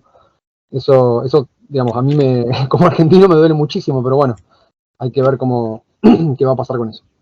Pero en lo que concierne a Ucrania en particular, para mí va a estar muy, muy atado a la suerte de la guerra de Ucrania. No termino de entender bien cuál es la repercusión a nivel internacional de la victoria de Milei. Si ustedes se fijan, vino Zelensky, vinieron un par de mandatarios de América Latina y nadie más. No vino nadie del G7, o sea, vino el rey de España, pero ni siquiera vino un funcionario. O sea, no es que Pedro Sánchez no mandó a nadie. Pedro Sánchez que está teniendo esa especie de giro discursivo a la izquierda con esto de Palestina y todo eso. No le mandó nadie a Milei. Bueno, fue a Abascal, ¿no? Sí, fue Abascal, bueno, pero quiero decir del gobierno, funcionarios del gobierno no vino nadie. O sea, sí, vino Abascal, apareció Kast también, creo. Entonces, digamos, todos los representantes más cercanos de la internacional esta neoderechista, eso seguro. Pero de vuelta, en lo que se refiere a mandatarios, estuvo el presidente de Armenia, si no me equivoco, y Orbán. O sea, como realmente una cosa muy por debajo, ¿sí? Para nada espectacular, sin presencia del BRICS, sin presencia del G7. Entonces, yo creo que cómo se alinea eso a nivel internacional, simplemente están esperando un poco. También todo el mundo está a la expectativa, a ver qué pasa acá. Esto bien puede ser un gobierno frustrado. Entonces, ¿qué alineamiento internacional? Porque de verdad la situación está muy, muy candente. Entonces, si es un gobierno que podría llegar a desaparecer en 6 meses, no sé qué alineamiento internacional puede esperar. En este sentido, yo creo que Oyer y yo ya estuvimos hablando, ¿no?, de que en un principio parecía que nada más salir Milei, parecía que aún así podía tener esta intención de seguir por los BRICS, entrar a los BRICS con Rusia, India, China. De repente empezó a escribió alguna carta con Xi Jinping, ahora dice que puede ser que entre a la OCDE junto con Estados Unidos, España, etcétera. Entonces yo creo que también está incluso él a la espera, ¿no? Un poco sí, un poco no se termina de entender. Uno obviamente lo ve desde el llano y no tiene forma de saber qué cuernos está cociendo de adentro, pero también han tenido unos bandazos importantes en materia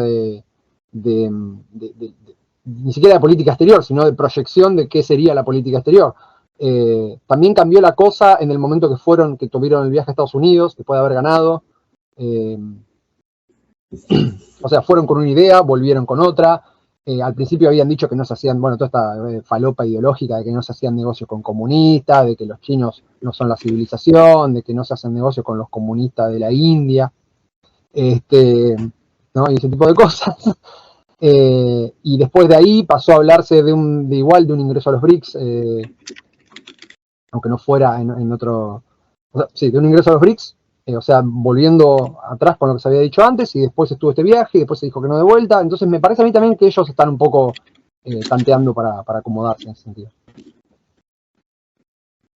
Pero de vuelta, esto lo que se puede decir sobre esto es lo que se ve desde el llano, lo que uno le puede leer a los analistas en los diarios, que como muchos son gente que tiene una información un pelín más privilegiada que uno, pero tampoco mucho más, es todo especulación, y son realmente cosas que terminan decidiendo digamos, en una mesa chica, que andás a ver, digamos, qué interés hay detrás de eso que uno no puede ver. Y luego también un poco por volver a cuestiones económicas como tal, ¿no? Era muy llamativo el tema de la dolarización, los malentendidos, los entendidos, cómo dolarizar, cómo no, sin tener en cuenta la Reserva Federal, etcétera. Pues bueno, que parece ser ya que desde un principio hacía bastante aguas, pero que aún así bastante gente y famosa, importante, ¿no? Yo me acuerdo de cuando el Kun Agüero, que le preguntaron, oye, ¿quieres dolarizar? Y él dice, sí, yo quiero cobrar en dólares, ¿no? Como si dolarizar la economía fuese cobrar en dólares y punto, ¿no? Sin mucho más allá. Entonces, bueno, ¿cómo veis esto de dolarizarlo? ¿Creéis que va a dolarizar el país? ¿Creéis que hará intentos? ¿O cómo veis este tema? ¿Vale? Mira, la verdad que la verdad que no sé. Mucha gente cuestionó, digamos, las posibilidades reales de dolarizar en términos técnicos, pero hay una cuestión que me parece importante que tiene que ver con qué le sirve a las empresas en Argentina, qué le sirve a los capitalistas en Argentina. A ver, el equipo macrista que está integrando el gobierno no era partidario de la dolarización, está bien, puede haber cambiado esa idea, pero Argentina es un país, como decía antes, que salvo en algunas ramas, no tiene una gran productividad, no es muy competitivo, el manejo del tipo de cambio, por momentos más intenso, por momentos más moderado, siempre fue una herramienta para saldar problemas de competitividad. Por dar un ejemplo pago, Brasil devalúa su moneda y Argentina pierde competitividad contra Brasil para captar inversiones, por ejemplo, y tiene un problema si no puede tener una política cambiaria. Acá, a ver, hay una distinción que me parece que está bueno hacer. En general, se viene planteando que, bueno, que es perder soberanía, que esto, que el otro. Está bien, hay que ver también la soberanía en qué consiste, si es una abstracción, una cosa, bueno, positiva, porque soberanía, porque todos somos argentinos, Messi, el Papa y la mar en coche, o si en realidad el tema de manejar el tipo de cambio, tener moneda propia, es una cuestión vinculada a las relaciones sociales capitalistas y la medida en la que la moneda de un país representa su nivel de productividad, su relación con la productividad mundial, la capacidad de que la posibilidad de que el Estado tenga políticas de compensación frente a los desequilibrios que pueda tener esa economía o los problemas a la hora de enfrentarse al mercado mundial y todas esas cuestiones. Entonces, yo la verdad que no, uno lee y escucha posiciones muy diversas dentro de la gente vinculada al gobierno como dentro de la gente opositora al gobierno. Entonces está medio difícil por ahí tirar un pronóstico. Pero yo me parece que, a mí me parece, quiero decir, que acá hay una cuestión vinculada a lo que yo planteaba antes, que es que, bueno, ahora Milei tiene que gobernar un país y tiene que gobernar, aparte para los empresarios, tiene que gobernar para el capitalismo argentino.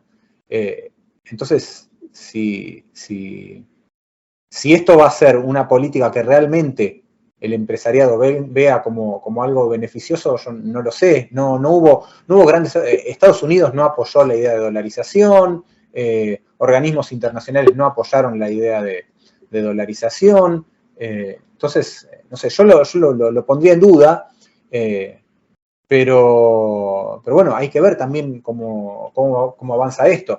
Yo entiendo que fue un eje muy importante de la campaña porque fue la forma de enfrentarse a poder hacer un uso político de la experiencia de la inflación, que era vista por la mayor parte de la gente como el problema principal. Entonces, bueno, una propuesta radicalizada para acabar con la inflación el primer día de gobierno. Pero ya lo decía antes, ya anunciaron que lo que iba a terminar con la inflación no va a ser la dolarización ni la voladura del Banco Central, sino que van a aplicar un programa de enfriamiento de la economía y de que los costos de la crisis sigan cayendo sobre la espalda de los trabajadores. Entonces, bueno, una crítica que hicieron muchos economistas liberales fue, bueno, pero si vos tenés que resolver todos los desequilibrios de la economía, tenés que resolver todos los problemas que hay para después poder dolarizar, entonces ya no necesitas dolarizar. Entonces, no sé bien por dónde va a ir eso, tal vez habría que consultárselo a alguien más especializado, pero tal vez habría que dejar que avance también un poco más la gestión de Caputo, a ver cuál es el rol que finalmente va a jugar este señor.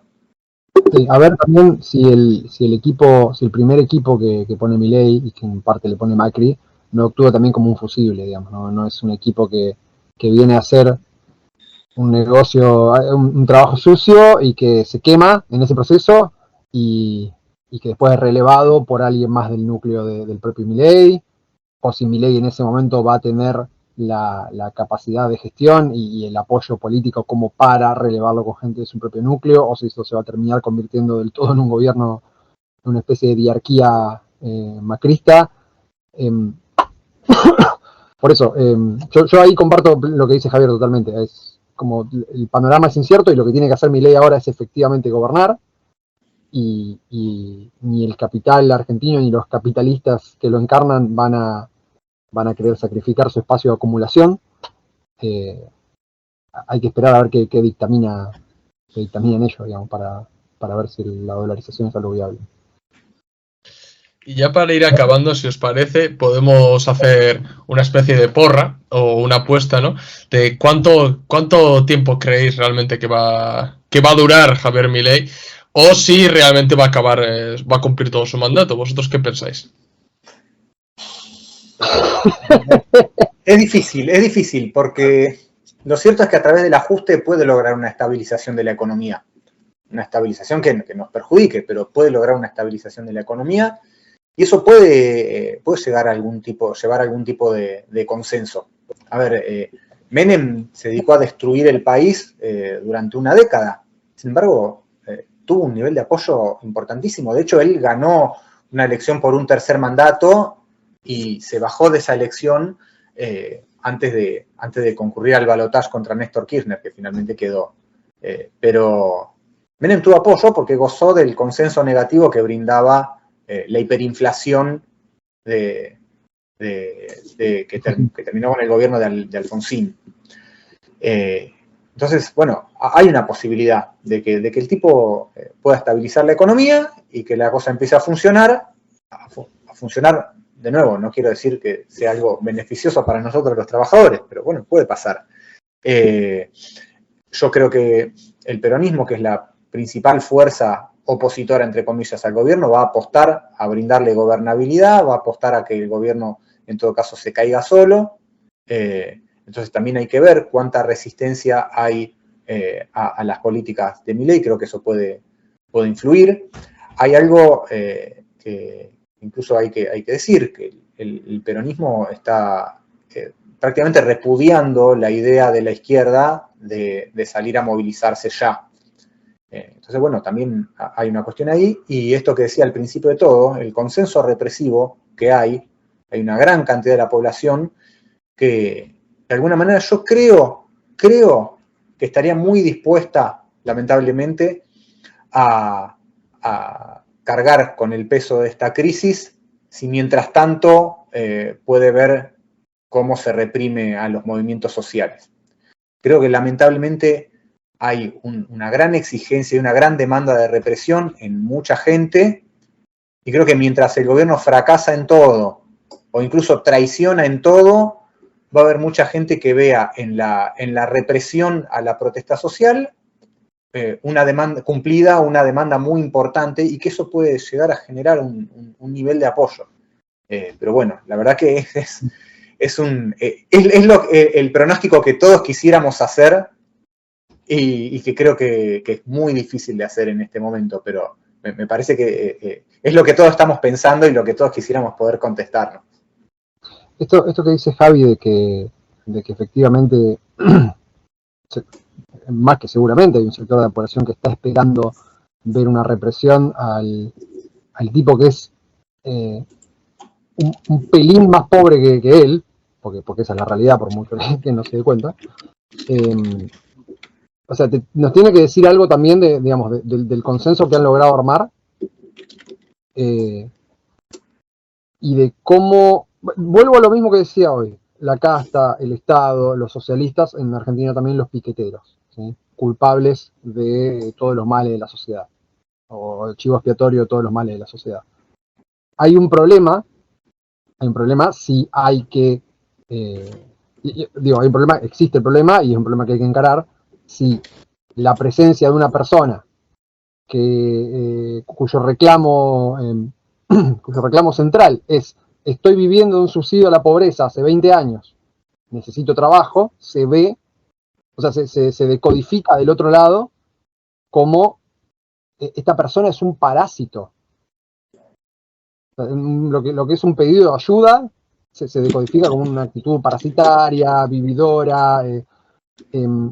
Entonces, ahí hay un problema de comunicación, lo cual me lleva a lo que quería decir, que es, uno podría decir, bueno, yo quiero que le vaya muy mal al gobierno de este tipo.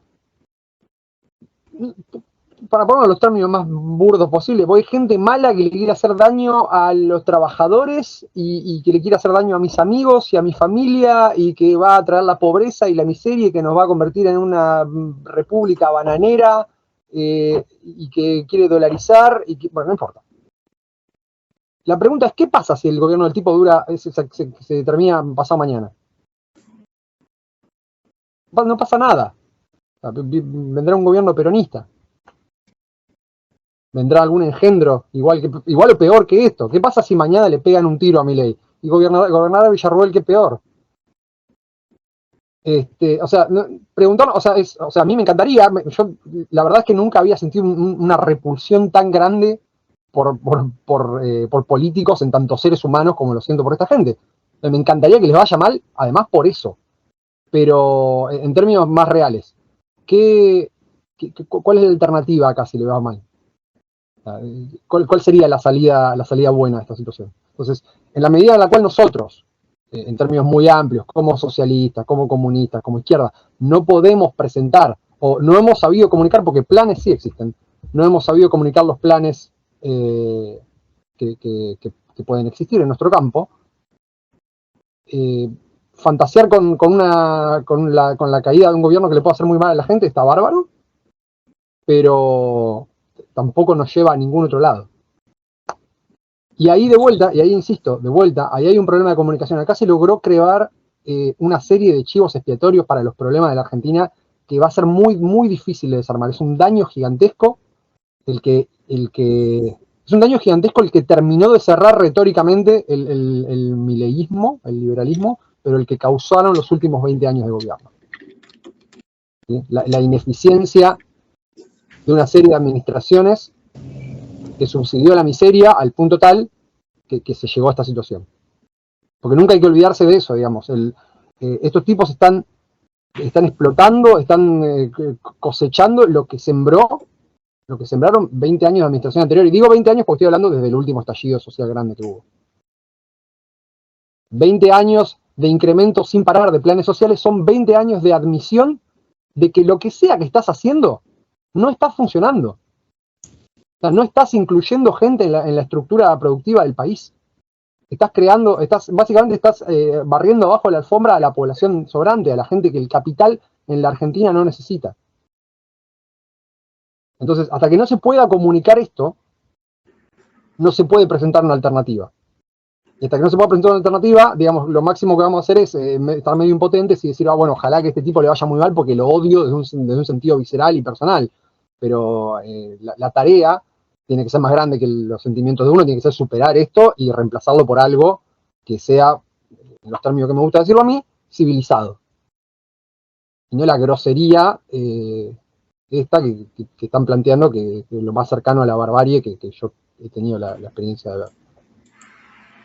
Para mí, en este sentido, me parece, un poco para que reflexione también la gente, etcétera, el hecho de analizar a Milei un poco en el contexto político, económico actual mundial, porque me parece que es obvio, ¿no?, que el futuro es ir desmantelando el estado de bienestar, ¿no?, en tanto que, digamos, la Unión Soviética, el bloque del Este, colapsó, ya no tenemos esa contraparte tan clara, ¿no?, de un sistema económico-político que ayude a la gente y con lo cual haga un contrapeso y los capitalistas tengan que enfatizar este estado de bienestar, con lo cual a mí me da que pensar, ¿no?, esto de que, vale, ha llegado Milei, pero si Milei, imaginemos que destroza a Argentina, que desmiente, ¿no?, y hace que en un futuro todos los proyectos liberales que vayan a surgir sean digamos, ligados con esta experiencia argentina, con lo cual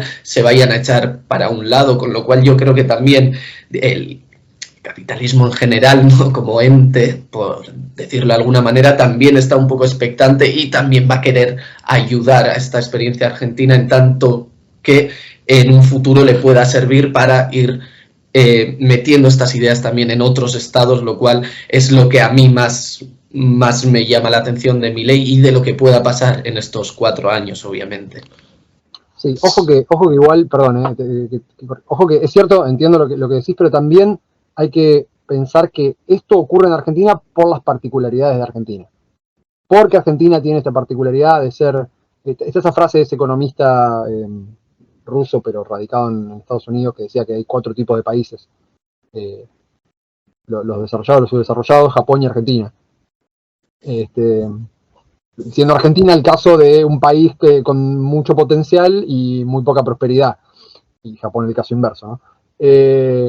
Entonces, me parece a mí también que, si bien entiendo, digamos, que pueda existir una expectativa a nivel internacional por cómo vaya el gobierno de este tipo, y en parte eso motive algún apoyo, también hay que entender que las condiciones en las que este tipo aparece son tal vez muy particulares. O sea, es una perogrullada lo que estoy diciendo, porque lo que estoy diciendo se puede decir de cualquier país, pero son particulares de Argentina y tienen que ver, o sea, reflejan una frustración particular con la política de los argentinos, refleja una sensación de inestabilidad. Lo de la inestabilidad, lo de la sensación en general de vivir en una, como dice Javier siempre, en una especie de desbarranque muy lento con una pendiente muy, muy pequeña, pero que siempre va hacia abajo y nunca deja de ir hacia abajo, es una sensación muy difícil de transmitir para alguien que no ha vivido ahí. Y lo digo yo, habiendo vivido toda mi vida en Argentina y viviendo ahora en España. Eso es algo que es una diferencia, digamos, muy difícil de transmitir, pero que se siente en el día a día de la vida. Entonces, no, con esto quiero decir que, digamos, la situación en Argentina es muy particular y da a aparecer este tipo de fenómenos muy particulares. Hay que ver si esto es reproducible. ¿Por qué, por ejemplo, como discutía Rayo el otro día con alguien de Vox, por qué Vox no puede, por ejemplo, presentar un programa parecido al de Milei acá? ¿Por qué el partido de ultraderecha más asimilable digamos, sí, más asimilable a la fuerza de Milei en Argentina, acá en España, está compuesto de 2 alas, una de las cuales no se parece en nada a las ideas que propone Milei? O sea, hay una cuestión con las particularidades en cada país. Claro, efectivamente. Yo sí quiero apuntar también, no recogiendo lo que vosotros decíais, es que además, si en el hipotético caso de que, por ejemplo, mañana el gobierno de Milei cae por su propio peso, yo creo firmemente que incluso tienen ya los argumentos para justificar, es decir, si ha habido movilización en la calle, ¿por qué no nos han dejado gobernar? O porque el Estado, intrínsecamente, ¿no?, por su propia naturaleza, se ha resistido y esa casta, aunque es un argumento falso, ¿no? Esa casta se ha revuelto contra nosotros, no nos han dejado gobernar, o ves, el peronismo no nos ha dejado gobernar. Tienen los argumentos ya fabricados para, por si acaso. Y es que yo estoy convencido, lo dije en un vídeo y sigo pensando lo mismo, que si en el momento se da el caso de que se va mañana Milei del gobierno, van a soltar, y además es lo que decís vosotros, es que da igual, si es que puede venir otro, o sea, es que no se puede personificar en personas, ¿no? O sea, es más bien toda esa tendencia estructural que estamos viviendo. Y ya solamente, Milei es muy particular, pero sí quiero recalcar también que hay esa oleada, ¿no?, adaptada a cada particularidad, ¿no? Porque, por ejemplo, tenemos en Holanda también ha salido el reaccionario que ahora no me acuerdo cómo se llama. Vale, que no es un Javier Milei. Efectivamente, Vox tampoco es un Javier Milei, pero sí tienen ciertas semejanzas, ¿no? Derecha populista, también tienen la boca mucha privatización. Luego es verdad que luego hay que ponerles a gobernar a muchos. Vamos a ver qué son, ¿no? Entonces, bueno, ya bueno, vamos a ir acabando. No sé si queréis decir algo ya para terminar, para cerrar la entrevista. ¿Javi? No, sí, por ahí algo que me parece que habría que repetir mucho a la gente que participa de todo el mundo de la izquierda, incluso sea de manera individual, sea de manera partidaria, lo que sea, que, bueno, hay que empezar a pensar también cuáles son las cosas que no funcionaron de nuestra parte. Me parece que eso es importantísimo. Hay una tendencia en la izquierda en general a negarse a ser objeto de la propia crítica y a tratar de buscar la manera de explicar que siempre lo que uno dijo estaba bien, pero no funcionó porque tal o cual cosa, o que bueno, pero que el que me hace la crítica es pequeño burgués, postmodernista, o no sé qué, o trotskista, o stalinista, o maoísta, entonces la crítica no vale, o porque el que me hace la crítica en realidad no está en un partido, entonces ¿quién sos vos para decirme? Y todo ese tipo de cosas. Me parece que hay que empezar a revisar eso. A ver, yo no creo que esto sea culpa de la izquierda porque la izquierda no logró capitalizar la bronca y todo eso. Hay cuestiones que están, sobre todo teniendo en cuenta que la izquierda aún teniendo una presencia dentro de todo importante, sigue siendo muy, muy marginal. Pero sí me parece que hay cosas que habría que empezar a hacer distinto, cosas que habría que empezar a cuestionar. Sí, también otra cuestión, bueno, cuidarse mucho, cuidar a los compañeros, a las compañeras, tomar cada vez mayores recaudos, gobierne quien gobierne, en un contexto de ajuste, siempre la militancia toma un tinte algo peligroso. Pero bueno, esto, empezar a pensar si realmente lo que estamos haciendo como izquierda es verdaderamente lo mejor que podríamos hacer, o si en gran medida no estamos reproduciendo tal vez cuestiones que no vienen funcionando. Y bueno, no creo que no hace falta entrar en detalle y empezar a discutir puntualmente. Cada cual sabrá, digamos, cuáles son las cosas que habría o que le parece que habría que cuestionar y cuáles no, pero me parece que hay que ir por ese lado. Creo que es importante, creo que tenemos que estar a la altura de poder enfrentar lo que viene. Una cuestión puntual para Argentina, frente a este triunfo de Milei y este apoyo que, aunque sea temporal, no importa, porque él puede fracasar, puede caerse su gobierno en 3 meses, pero se instalaron muchísimas ideas que son muy, muy malas, y me parece que hay que empezar a cuestionar una idea que está medio instalada en la izquierda argentina, que es básicamente el único interlocutor válido es el peronismo o el progresismo, entonces siempre hay que estar tratando de contentar a esos sectores y que todo lo que uno tiene que hacer tiene que estar pensado para que, bueno, el progresismo finalmente reconozca que la izquierda es verdaderamente consecuente y esto que lo otro. Me parece que no nos queda otra que empezar a entender que tenemos que comunicarnos con gente que hoy está bajo el paraguas ideológico de Milei, del liberalismo, del consenso represivo, de todas esas cuestiones, y hay que ver cómo enfrentar eso, cómo dejamos de pensar que siempre el que tenemos que dirigirnos es al progresista o al peronista o al kirchnerista, y empezar a pensar que tenemos que hablar con gente que piensa cosas que probablemente nos parezcan mucho más nefastas.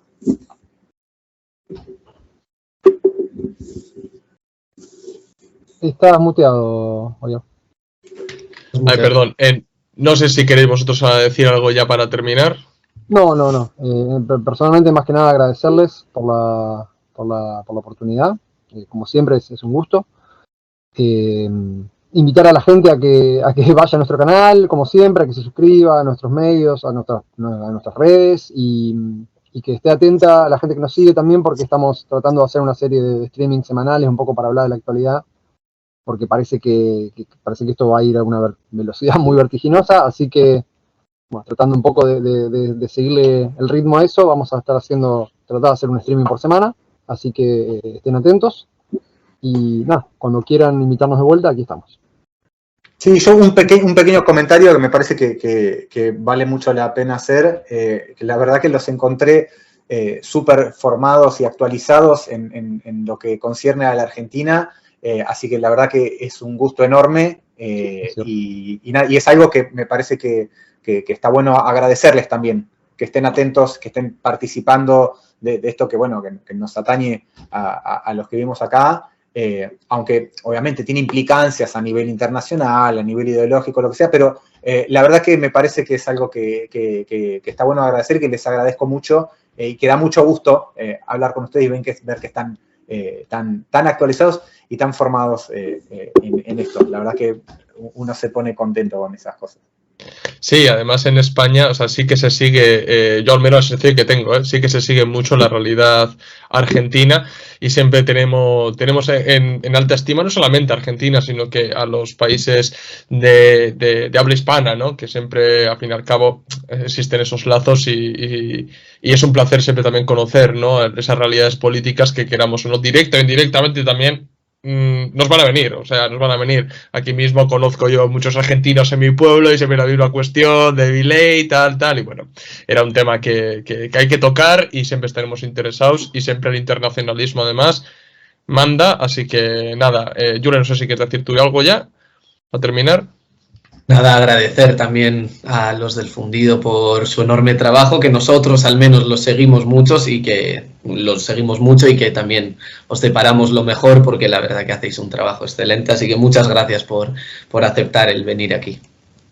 Pues nada, efectivamente, tal como ha dicho Julen, un abrazo a los dos, enorme trabajo que estáis realizando también vosotros, divulgando, informando, desmontando, ya veo también algunas batallitas que tenéis en Twitter con alguna y otra, así que un abrazo enorme, invito a la gente también que se suscriba al canal, que la siga en las redes sociales porque merece la pena. Y nada, camaradas, ya sabéis, si os gusta el vídeo, pues dejarnos un like, suscribiros al canal, tanto el nuestro como el de ellos. Y nada, nos vemos a otro vídeo. Un saludo, camaradas.